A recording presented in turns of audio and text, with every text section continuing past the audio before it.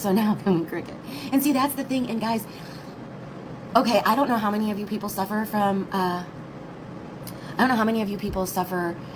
from, like anxiety, like when your anxiety gets really bad and you just can't think.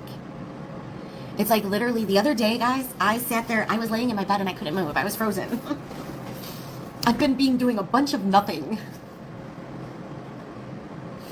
Which makes me look like I have a pathetic life like they say I do.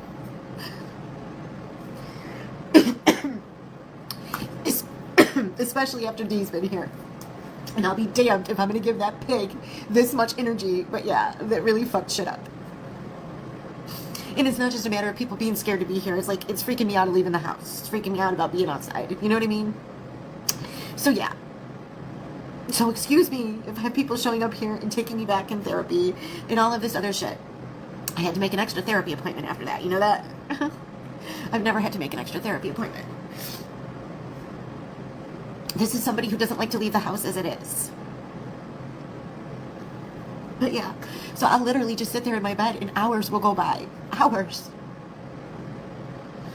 And I won't even, I'll look at my phone here and there and that's it. That's it. It's summer. I was supposed to go out and meet somebody this summer. This was supposed to be my summer, right? But no. And it kills me though, because people think I'm so horrible, but never, ever on my worst would I've ever wanted to send anybody to anybody's house like Brooke did.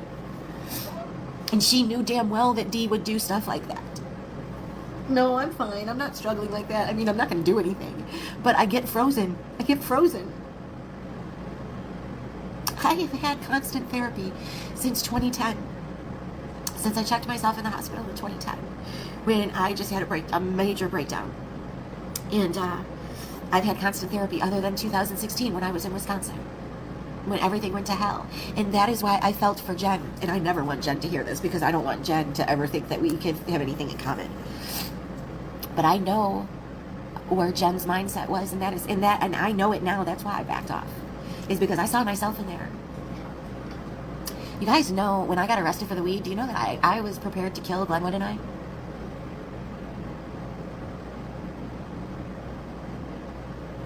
Yep, I was. Everything was so out of hand. My medication was not right. He was a drug addict, and I couldn't understand why he loved that drug more than me, and I wasn't more important than it.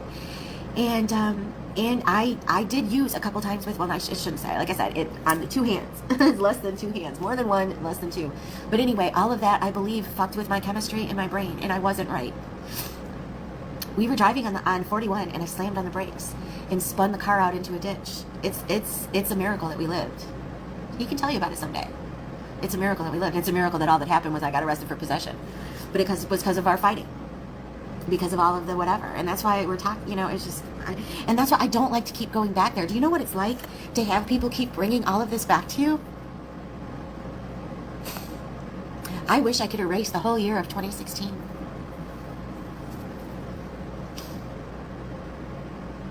And that's why I don't go without therapy. I make sure I don't go more than a month and a half without therapy. And for a psych appointment, it's every 3 months, like clockwork. Because I need other eyes on me. Yep, exactly. And it wasn't even a long-term use, though. It wasn't. Even when I was young, I snorted coke for a little bit, like in my late teens, early 20s. But that wasn't me. I didn't like myself on it. I don't like being bajiggity. My friends will tell you that's my word I use, bajiggity. Because I don't like feeling like that. Like ever since I just smoked that joint, you guys can hear that I'm completely like, this is where I operate best. And that's why for my ADD, when the doctor prescribed Ritalin to me, it was like, no, I told him, no, this isn't going to work. Because he wanted to put me on Ritalin first and then Adderall. And I'm like, no, I didn't. I think I still have some Ritalin pills somewhere around my house in a box. Seriously. And that was like from, I can't even tell you, probably almost 10 years ago. But, so anyway, that's why I take Clonidine for the ADD, and it helps. I am better to depressants than stimulants. I respond better. But yeah, because when I get too hyped up in bajiggity, I shut down. I mean, like when I was moving with my sister was helping me move when we were moving into here, and Allie and Trip were crying, and it was the people next, it was a lot all at once, and all of a sudden I just went into overload and I snapped. And it is what it is. It is what it is. I hate that I'm like that, but it is what it is. And I need time to reset. And I did. I reset and we went ahead with it. I didn't think I was able to go on. I mean, because there was times when I would shut down like that and I'd shut down, but it sucks. Mental illness is a motherfucker. And it sucks that it runs in my family. So it's like I already had mental illness.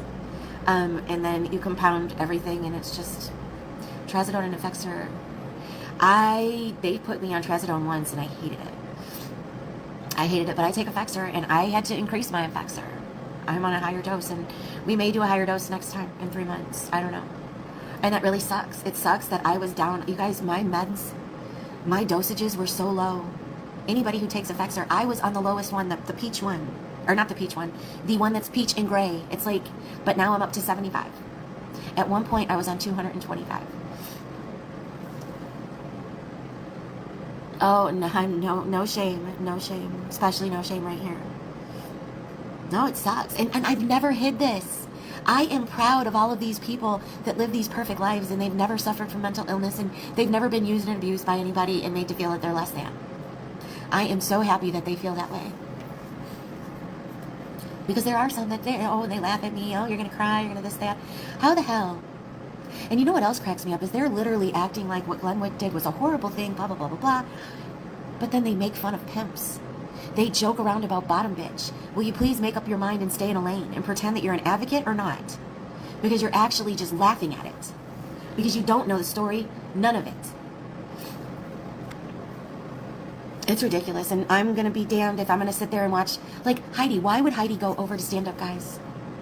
She did that because Heidi does what she wants to, because she's that bitch.